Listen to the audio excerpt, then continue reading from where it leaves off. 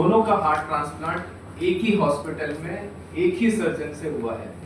सो ये इतना unique case है। और रिसेंटली अभी जो उनका छोटा भाई था उसको हमने रिसेंटली डॉक्टर मेहरवाल ने ऑपरेट किया था। अनफॉर्चुनेटली फैमिली आज आ नहीं पाई है। हम पूरे जोश में थे कि हम फैमिली को लेके आएंगे, आप सबसे मिलाएंगे, बट अनफॉर्चुनेटली उनके घर में कुछ मेडिकल इमरजेंसी आ गई है तो फैमिली आ नहीं पाई है। So but what we have done is कि हमने उनका एक छोटा सा टेस्टिमोनियल लिया है। मैं चाहूँगा कि आप लोग 1.5 मिनट का टेस्टिमोनियल है उसको देखिए और फिर हम अपनी प्रोसीडिंग को स्टार्ट करते हैं। Thank you. ग्रेटर नोएडा से बिलोंग करता हूँ। 1 साल पहले मुझे आईडी लग गया था, मेरा हार्ट ट्रांसप्लांट होएगा। सर ने बोल दिया था मुझसे, डॉक्टर सर रस्तोगी ने, उनका फ़ोन आया था मेरे पास, जो उन्होंने बोला हार्ट ट्रांसप्लांट होना है, आना है। मैं कोई नहीं घबराया, मैं फिर आ गया यहाँ पे। पहले इसलिए नहीं घबराया, मेरे भाई का 2015 में ऑपरेशन हुआ है, हार्ट ट्रांसप्लांट है उनका भी। वो भी बेटर फील करता है और मैं भी बेटर फील करता हूँ। डॉक्टर मेहरबान, डॉक्टर विशाल रस्तोगी, मैं उनका थैंक्स बोलना चाहता हूँ। और वॉकिंग करता हूँ, मैं बाहर घूम के आता हूँ, कोई प्रॉब्लम नहीं है। अनेक प्रॉब्लम होती मुझे महसूस नहीं होता कुछ ऐसा मेरा कुछ हुआ है ऑपरेशन में। मैं बेटर फील कर रहा हूँ और हॉस्पिटल स्टाफ भी बहुत अच्छा है, हॉस्पिटल बहुत अच्छी है। Dr. Vishal has an active interest in managing heart failure patients. With Dr. Vikram Agrawal, we present as the Vice President in Fortis Healthcare and also work. नमस्कार। सबसे पहले तो हम लोग की तरफ से आप लोगों का धन्यवाद कि आप लोगों ने अपना कीमती समय निकाला यहाँ आने के लिए और ये प्रेस कॉन्फ्रेंस करने के लिए। जैसे कि मिस्टर मलिक ने बोला है, आज हम लोग डिस्कस करने वाले हैं इस प्रेस कॉन्फ्रेंस में बहुत ही एक यूनिक केस है और वो इम्पोर्टेंट क्यों है हम सब के लिए, सोसाइटी के लिए, और उस सोसाइटी को मैसेज जो जाना आपकी तरफ से जाना है, इसलिए और भी इम्पोर्टेंट हो जाता है। इम्पोर्टेंट क्यों है? It is for 2 regions. 1, क्योंकि ये जो कंडीशन है इसको हम लोग कहते हैं कार्डियोमैपैथी। सो कार्डियोमैपैथी एक कंडीशन होती है जिसमें हार्ट की जो मसल होती है वो वीक हो जाती है। सो हार्ट कॉन्ट्रैक्शन करता है क्योंकि उसकी सेल्स होती हैं, वो मसल होती है। मसल जब धीरे धीरे वीक होनी शुरू हो जाती है तो हार्ट वीक होना शुरू हो जाता है, उसका फंक्शन कम होना शुरू हो जाता है। हम लोग मेज़र करते हैं इको से है, जिसको हम लोग कहते हैं कि सिस्टोलिक फंक्शन और डायस्टोलिक फंक्शन। नॉर्मल फंक्शन होता है 55% प्लस, उनका धीरे धीरे वो 50, 45, 40 ऐसे करते करते वो it can reach to any level may be 10%, 15%, 20%। और जैसे जैसे हार्ट फंक्शन वीक होता जाता है तो इनकी पेशेंट के सिम्टम शुरू हो जाते हैं। जो इम्पॉर्टेंट सिम्टम होते हैं उनमें से सांस फूलना इम्पॉर्टेंट सिम्टम होता है। तो नेचुरली वो अपनी पहले सारी एक्टिविटीज़ करते हैं, भागते हैं और जो कर सकते हैं। धीरे धीरे उनकी एक्टिविटी कम होती जाती है और एक स्टेज आती है जब वो अपना नॉर्मल काम भी नहीं कर पाते हैं, तो उसको हम लोग डिफरेंट फंक्शनल क्लास में क्लासीफाई करते हैं, जिसको NYHA फंक्शनल क्लास कहते हैं, स्टार्टिंग फ्रॉम 1 to 4। ये पेशेंट्स फंक्शनल क्लास 3 और 4 में चले जाते हैं। और 4 का मतलब ये उनको रेस्ट में ही सिम्टम शुरू हो जाते हैं। तो सांस फूलना, पैरों में सूजन, पेट में सूजन, खांसी आना, चेस्ट पेन, ये सिम्टम उनको शुरू हो जाता है। अब इसके कार्डियोमैपैथी बहुत तरह की होती है, बट काफ़ी में हमें कारण पता नहीं चलता है। और इसका जो इनिशियल ट्रीटमेंट है वो मेडिसिन होती हैं। फॉर्चुनेटली आजकल बहुत अच्छी दवाइयाँ आ गई हैं जिनकी वजह से हार्ट फंक्शन इम्प्रूव कर जाता है और पेशेंट के सिम्टम भी ठीक हो जाते हैं। और काफ़ी टाइम तक, काफ़ी सालों तक उनका मेडिसिन से काम चल सकता है। अनफॉर्चुनेटली एक स्टेज आती है जब उनकी मेडिसिन काम नहीं करती हैं और जिसको हम लोग कहते हैं एंड स्टेज हार्ट फेलियर, यानी अभी में मेडिसिन काम नहीं कर रही हैं। और इनमें से 2 ही ट्रीटमेंट ऑप्शन उस समय हमारे पास होते हैं। एक होता है हार्ट ट्रांसप्लांट और एक होता है आर्टिफिशियल हार्ट या मैकेनिकल हार्ट, उसको कहते हैं LVAD, left ventricular assist device. वो एक मशीन होती है, जो काम हार्ट को करना चाहिए वो काम वो मशीन करती है। यंग एज में ट्रांसप्लांट फर्स्ट चॉइस होती है, तो इसका जो हम लोग कहते हैं जो गोल्ड स्टैंडर्ड ट्रीटमेंट है एडवांस हार्ट फेलियर या एंड स्टेज हार्ट फेलियर का, वो हार्ट ट्रांसप्लांट होता है। सो एक तो इम्पॉर्टेंट ये इसलिए है क्योंकि ये हम डिस्कस कर रहे हैं 2 ब्रदर्स जिनका दोनों को कार्डियोमैपैथी थी, they went to the stage of end stage heart failure requiring transplant. Second जो और भी इम्पोर्टेंट हो जाता है और इतना ही इम्पोर्टेंट है वो ये है कि ये कंडीशन है जिसको हम कहते हैं familial cardiomyopathy. So cardiomyopathy can be familial और it can be non familial. So familial का मतलब ये कि फैमिलीज में रन करते हैं और मल्टीपल मेंबर्स को मल्टीपल जनरेशन्स में हो सकती है। तो फर्स्ट ब्रदर को हुआ था 11 साल पहले, तो हमें पता नहीं था कि फेमिलियल कार्डियोमायोपैथी। हमने रूटीन में मिशन वाले फॉलोअप में था और हमने उसको जब लगा कि इसको मेडिकल ट्रीटमेंट से काम नहीं चल रहा है तो उसका हमने ट्रांसप्लांट किया। फॉर्चुनेटली उसको टाइमली एक हार्ट मिल गया, बिकॉज ये भी एक मेजर चैलेंज होता है कि हार्ट नहीं मिलता है। पेशेंट को ट्रांसप्लांट की ज़रूरत होती है बट नहीं हार्ट मिल पाता है, और उसको टाइमली हार्ट मिल गया, उसका ट्रांसप्लांट हो गया और आज वो 11 साल के बाद में is leading a normal life. तो सेकेंड इसका ब्रदर है, उसको भी सेम सिम्टम शुरू हुए, सेम प्रॉब्लम शुरू हुई। जब इको कराया गया तो उसको भी देखा हार्ट वीक है एंड ग्रेजुअली ग्रेजुअली उसका भी हार्ट वीक होता गया, वो भी एंड स्टेज हार्ट फेलियर की स्टेज में पहुंच गया। उसको भी हमने बोला कि आपको ट्रांसप्लांट की ज़रूरत है। सो डॉक्टर विशाल रस्तोगी दोनों पेशेंट्स को फॉलो कर रहे थे। इनिशियल वाले को भी शुरू में फॉलो कर रहे थे और अल्टीमेटली उसको भी एडवाइस किया गया। सेकंड वाला था, इसको भी वो फॉलो कर रहे थे और उसको बताया कि आपको ट्रांसप्लांट की ज़रूरत है और उसका हमने रिसेंटली ट्रांसप्लांट किया और डिस्चार्ज हो गया। आपने जो वीडियो देखा है ये उस टाइम का है जब उसका अर्ली पीरियड था रिकवरी का। अगर आज वो आ पाता तो आप देखते कि बिल्कुल आप शायद उसको पहचान नहीं पाते कि इसका ट्रांसप्लांट हुआ, बिल्कुल नॉर्मल जैसे हम और आप हैं, बिल्कुल ऐसा इस समय वो डूइंग ऑल दी एक्टिविटीज़। सो इसका भी ट्रांसप्लांट किया। सो सेकंड जो इम्पोर्टेंट है वो इसलिए कि ये फैमिलियल कार्डियोमायोपैथी है, यानी ये फैमिली में रन करती है। और जब हमने देखा कि इस ब्रदर को भी सेम प्रॉब्लम है तो हमने उसको जेनेटिक टेस्टिंग करानी होती है। जेनेटिक टेस्टिंग के लिए सैंपल भेजे हुए हैं, उसकी रिजल्ट्स का हम लोग वेट कर रहे हैं और अगर वो जेनेटिक टेस्टिंग पॉजिटिव आती है तो फिर इसको हम लोग क्या कहते हैं जेनेटिक कार्डियोमायोपैथी। सो दोनों सेम है एक्सेप्ट कि जेनेटिक कार्डियोमायोपैथी में हम लोग जीन्स आइडेंटिफाई कर सकते हैं कि जीन्स के म्यूटेशन हुआ है, इनके थ्रू ये प्रॉब्लम हुई है। फैमिलियल में वो स्पेसिफिक जीन्स हमने आइडेंटिफाई नहीं करी। इसकी इम्पोर्टेंस क्या है? इसकी इम्पोर्टेंस ये है कि ये जो बाकी फैमिली के मेंबर्स हैं उनको भी स्क्रीन करना है और उनको अगर किसी को उनकी जेनेटिक टेस्टिंग भी करनी है, किसी की पॉजिटिव है तो उसको बताना है कि इसमें होने के चांसेस हैं। और अगर किसी को सिम्टम शुरू हो गए हैं और सिम्टम शुरू होने से पहले अगर टेस्ट में ECG में एको में कुछ फाइंडिंग्स आ जाती है तो हमको उनको एडवाइस करना है कि आप ट्रीटमेंट शुरू करा लीजिए। बिकॉज टाइमली अगर ट्रीटमेंट हो तो काफ़ी टाइम तक ये पेशेंट्स मेडिकल मैनेजमेंट में ठीक रहते हैं। अगर लेट ट्रीटमेंट शुरू होता है तो फिर ये प्रॉब्लम बढ़ जाती है और उनको मेडिसिन काम नहीं करता है। तो इसलिए ये इम्पोर्टेंट हो जाता है कि हम जितने भी फैमिली के मेम्बर्स हैं और उनके नेक्स्ट जनरेशन के लिए भी इम्पोर्टेंट होता है कि उसकी भी हम लोग टेस्टिंग करें। सो इसलिए जो केस है ये दोनों इसलिए इम्पोर्टेंट हो जाते हैं कि ये एक तो cardiomyopathy leading to end stage heart failure requiring transplant अपने आप में एक बहुत ही इम्पॉर्टेंट ट्रीटमेंट होता है। और सेकेंडली फैमिलियल कार्डियोमायोपैथी है ये और भी अनकॉमन है और इसमें इम्पॉर्टेंट है कि हम पूरी फैमिली को स्क्रीन करें, उनको एजुकेट करें और उनको काउंसिल करें कि आपको भी टेस्ट कराने की ज़रूरत है। For being here, doctor Narwal ने बहुत अच्छे से हमें सारी कंडीशन के बारे में बताया। एक आप लोग सब जानकार हैं और कई बार इस चीज़ को कवर कर चुके हैं, लेकिन एक रफ एस्टिमेट अगर किया जाए तो इस देश के अंदर करीब 8 to 10 million people heart failure से ग्रस्त हैं। हार्ट फेलियर एक ऐसी बीमारी है जिसमें कि मरीज़ का सांस लेना मुश्किल है, चलना फिरना, डेली एक्टिविटी करना मुश्किल है और उन सबका इलाज हम लोग दवाओं से कर रहे हैं। उनमें से करीब 10 से 15% पेशेंट्स ऐसे होंगे जिनको कि हार्ट ट्रांसप्लांट की ज़रूरत होगी। तो अगर हम इतने बड़े देश की बात करें तो इस देश में on an average every year 10 से 15,000 हार्ट ट्रांसप्लांट की ज़रूरत है। और हम कितने हार्ट ट्रांसप्लांट कर रहे हैं? एक साल में मुश्किल से 100 हार्ट ट्रांसप्लांट हो रहे हैं। तो ये एक ऐसी स्थिति है जिसकी बारे में सब लोगों को जानकारी होना बहुत ज़रूरी है।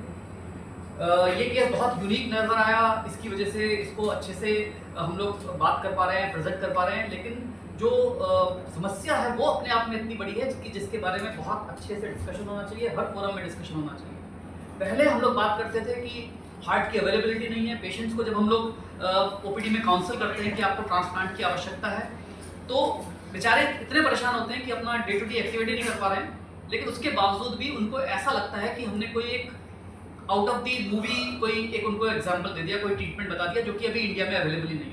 बहुत सारे पेशेंट्स ऐसे इस बात को अभी स्वीकार नहीं पा रहे हैं कि कुछ और भी उनके साथ अच्छा हो सकता है या कुछ और को इम्प्रूव किया जा सकता है। It takes lot of time for us to convince them कि heart transplant is a very valid, viable and very good option for the condition that you are having. तो अगर हम ऐसे केसेस हाईलाइट करते हैं, यंग बच्चे जिन्होंने अपनी पूरी ज़िंदगी जीनी है, तो इससे एक बहुत अच्छा सोसाइटी को मैसेज जाता है। और जो लोग इस बीमारी से ग्रस्त हैं लेकिन किसी संकोच की वजह से या जानकारी ना होने की वजह से अपना इलाज नहीं करा पा रहे हैं, उनको इस चीज़ में मदद मिलती है।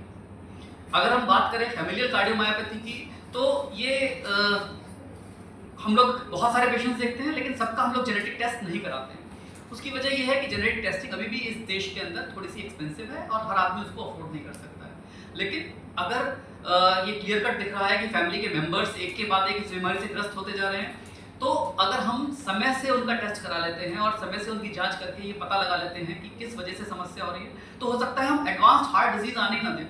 Ultimate am as a doctor हम सबसे पहले प्रिवेंशन की बात करते हैं कि किस तरीके से हम बीमारी को प्रिवेंट कर सकते हैं, किस तरीके से हम आगे के महंगे इलाजों को बचा सकते हैं। जब एक बार बीमारी हो जाती है तब उसका टाइमली ट्रीटमेंट करके, ड्रग ट्रीटमेंट करके भी हम डिजीज का प्रोग्रेशन रोक सकते हैं, हल्का और या धीमा कर सकते हैं।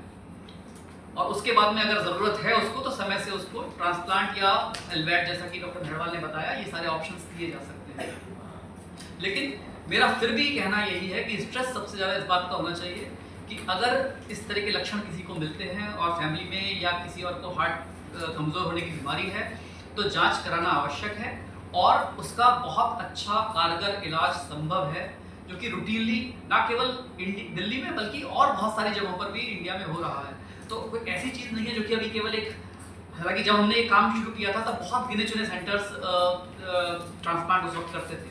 अभी और भी काफ़ी सेंटर्स ने ट्रांसप्लांट शुरू किया है और जैसे जैसे जागरूकता बढ़ रही है और डॉक्टर्स और लोग ट्रेनिंग लेकर के ये काम शुरू कर रहे हैं।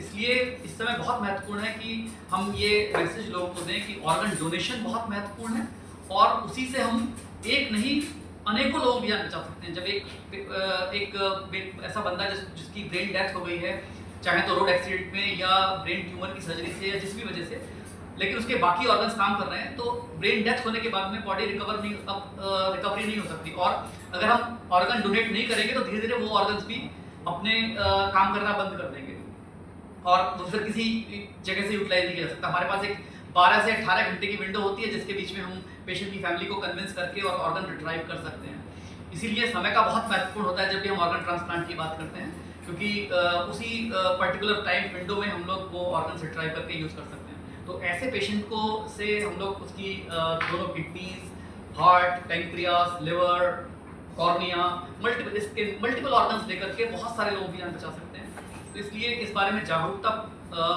पैदा करना समय समय पे आप लोग करते आए हैं और ये एक बहुत ज़रूरी सोसाइटी के लिए है कि सब लोगों को इसके बारे में पता चले और लोग ज़्यादा से ज़्यादा ऑर्गन डोनेशन कराएं और अगर किसी को ट्रांसप्लांट की आवश्यकता है तो बिना झिझक उस ऐसे इलाज को करें। थैंक यू डॉक्टर विशाल। सो मैं अब डॉक्टर विक्रम से रिक्वेस्ट करना चाहूँगा कि सर, जिस इंस्टीट्यूट को आप हेड करते हो जहाँ पर हार्ट ट्रांसप्लांट एक रेगुलर प्रोसीजर की तरह माना जाता है, क्या क्या चीज़ें नज़र रखनी पड़ती है, क्योंकि 12 से 18 घंटे का ही विंडो होता है। Thank you so much to all of you for coming. First of all तो मैं आप सबका शुक्रिया अदा करना चाहूँगा आपकी पुरानी कवरेज का, और स्पेशली जो लास्ट कवरेज हमने डॉक्टर हीरो और डॉक्टर मनवा के साथ की थी उनके पेशेंट के लिए, तो उसकी जागरूकता काफ़ी बढ़ी है पीडियाट्रिक कार्डियक सर्जरी के प्रोग्राम को लेकर। तो उसके लिए आप सबको तहे दिल से शुक्रिया। हार्ट ट्रांसप्लांट एक बहुत बड़ी सर्जरी लगती है, अगर किसी को भी बोला जाए तो उसे लगता है कि पता नहीं उसके लिए ऊपर वाले ने या डॉक्टर्स ने क्या बोल दिया और क्या लिख दिया। पर आज की डेट में कॉम्प्लेक्स सर्जरी है, पर अच्छे से हमारे अस्पताल में ये की जा रही है। आपने वीडियो देखा होगा, उसमें अनुज जो छोटा भाई है उसकी सर्जरी तो भी महीना भर पहले हुई है। उसके अलावा उसका बड़ा भाई प्रिंस भी था जिसकी सबसे पहला हार्ट ट्रांसप्लांट हमारे अस्पताल का सबसे पहला हार्ट ट्रांसप्लांट प्रिंस का हुआ था। तो पहला हार्ट ट्रांसप्लांट प्रिंस का हुआ था और जो अभी आखिरी ट्रांसप्लांट हुआ है महीना पहले वो अनुज का, तो दोनों सगे भाइयों का हुआ है। और प्रिंस भी अपना दिनचर्या का काम बहुत अच्छे से कर रहा है। तो अब कंसर्न कहाँ आता है, जो डॉक्टर विशाल ने बोला, हार्ट्स अवेलेबल हैं। हिंदुस्तान में पहले हार्ट्स की कमी होती थी कि लोग डोनेट नहीं करते थे ऑर्गन, आज की डेट में ऑर्को और बाकी सब संस्थाओं के आगे आने से हार्ट्स की अवेलेबिलिटी है, और ये हार्ट्स की अवेलेबिलिटी सिर्फ दिल्ली एनसीआर में ही नहीं है, पूरे हिंदुस्तान में है। पर जो मरीज़ इसके लिए आगे आना चाहते हैं, जो मरीज़ इसका फ़ायदा उठा सकते हैं, वो कहीं पे पूरी तरह से रजिस्टर नहीं करवा पा रहे हैं या कर रहे हैं। तो अगर ये आप लोगों की तरफ से डॉक्टर विशाल ने इसको बोला, अगर वो आके रजिस्टर करते हैं तो हम इस प्रोग्राम को और 2 कदम आगे लेके जा सकते हैं। प्लीज़ समझिए, ये प्रोग्राम एक सिर्फ टेक्निकल या एक सिर्फ क्लिनिकली कॉम्प्लिकेटेड नहीं होता। जब इसे करते हैं तो पूरी एक टीम की ज़रूरत पड़ती है। फॉर एग्जांपल, ये हार्ट हमारा रोहतक से आया था, पिछला हार्ट हमारा नागपुर से आया था। तो जैसे हमें पता चलता है हार्ट अवेलेबल है और हमारे पास उसके बराबर का पेशेंट है जिसको हम उस हार्ट को ट्रांसप्लांट कर सकते हैं, उसको तैयार किया जाता है पेशेंट को, तो एक सर्जन उस सेंटर पे जाके, हमारे यहाँ से एक सर्जन उस सेंटर पे जाके उस हार्ट को लेके आता है, जो कि हार्ट निकलने के जल्दी से जल्दी 3 से 4 घंटे 6 घंटे के अंदर हमारे सेंटर पे पहुँच जाना चाहिए। ये रोहतक था। तो मैं दिल्ली पुलिस और हरियाणा पुलिस के लिए को भी थैंक्स करना चाहूँगा। हमारी टीम के लिए ग्रीन कॉरिडोर क्रिएट किया गया, और जैसे ही हार्ट निकला रोहतक से, हम लोगों ने 100-125 किलोमीटर का डिस्टेंस हार्डली 80 मिनट में कवर कर लिया। और हार्ट निकलने के बाद वो हमारे ओटी में, ऑपरेशन थिएटर में 80 मिनट के बाद 80-85 मिनट के अंदर हमारे पास अवेलेबल था। पिछली बारी यही हार्ट जब हम दूसरे मरीज़ के लिए जब हम हार्ट लेने गए थे, तो एक स्पेशल चार्टर फ्लाइट करके हमारे एक डॉक्टर नागपुर गए थे और वहाँ से हार्ट निकाल के सिर्फ हार्ट निकालने के प्रोसीजर के लिए वहाँ गए थे, और नागपुर से चार्टर फ्लाइट से आए और फिर एयरपोर्ट से ग्रीन कॉरिडोर के थ्रू आए थे। सो ये प्रोसेस वो है जिसमें आपको जो अवेलेबल हार्ट है वो पूरे हिंदुस्तान में कहीं पे भी मिल सकता है, और अवेलेबल होते हैं। जस्ट ये कि पेशेंट्स हो हमारे पास रजिस्ट्री में जिनका हम हार्ट ट्रांसप्लांट कर सकें।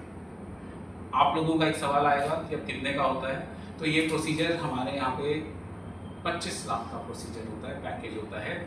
2 से 3 हफ्ते का इसका स्टे होता है पेशेंट का। हाँ, उसमें लॉजिस्टिक्स, अगर कोई फ्लाइट वगैरह चार्जेस होगी वो ऑब्वियसली भी अंडरस्टैंड कि वो अलग होगा, तो वो आना जाना चार्टर फ्लाइट वगैरह का वो खर्चा होगा।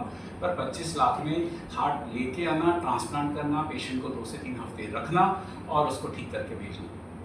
एक और चीज़ जो मैं कहना चाहूँगा जो हम मिस कर गए हैं, वो जो हमने अभी तक 23 हार्ट ट्रांसप्लांट किए हैं, अगर हम उसका सक्सेस रेट देखें तो शायद हिंदुस्तान में one of the best success rate Fortis spots का होगा। तो मैं उधर कन्विंस करना चाहूँगा कि जो हम टेक्निक्स यूज़ कर रहे हैं, जो हम फॉलो कर रहे हैं, that is one of the best available in the country. Thank you. So now I एक गवर्नमेंट की एजेंसी है जिसको कहते हैं NOTTO, national organ and tissue transplant organisation, जो government of India ministry of health की है। सो वो ऑर्गेनाइजेशन का बहुत इंपॉर्टेंट रोल है। आप लोग को, आई एम श्योर काफ़ी लोगों को पता ही होगा नोटो के बारे में। तो आई थिंक हम हर फोरम में ये चीज़ मेंशन करते हैं कि नोटो का बहुत इंपॉर्टेंट रोल है। क्यों? क्योंकि वो नॉट ओनली ऑर्गन डोनेशन के लिए अवेयरनेस, जितने भी पेशेंट्स रजिस्टर होते हैं नोटो की वेबसाइट पर, पेशेंट हमसे पूछते हैं कि सर प्रोसेस क्या होता है। हाँ जी, सो प्रोसेस यही होता है कि जो पेशेंट होता है वो नोटो की वेबसाइट पे हमें रजिस्टर करना पड़ता है, उसका आधार कार्ड और डिटेल्स आती हैं, और जो हार्ट अलॉट करते हैं वो नोटो करते हैं।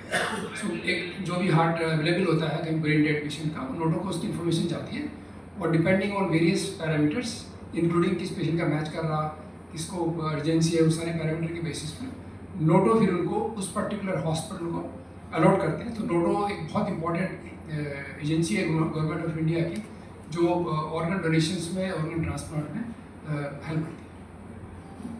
Thank you doctor. स्टाइल से रिलेटेड होती है इसका। हाँ जी, नहीं, बहुत सारी चीज़ें, आप एक्सरसाइज नहीं कर रहे हैं, आप फूड ठीक नहीं है, आपका सोना उठना, सब चीज़ जो हम लोग बहुत बार डिस्कस करते हैं।